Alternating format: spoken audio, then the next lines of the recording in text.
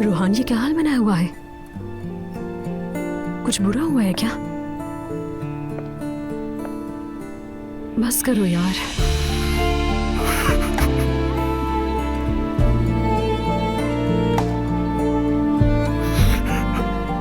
ठीक है, बस करो। मेरी तरफ देखो, यहाँ देखो, मेरी तरफ देखो, देखो देखो देखो। बताओ मुझे क्या हुआ है?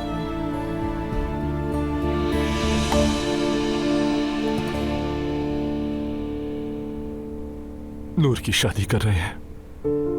क्या? ये क्या कह रहे हो तुम यार? उसने रात मैसेज भेजा।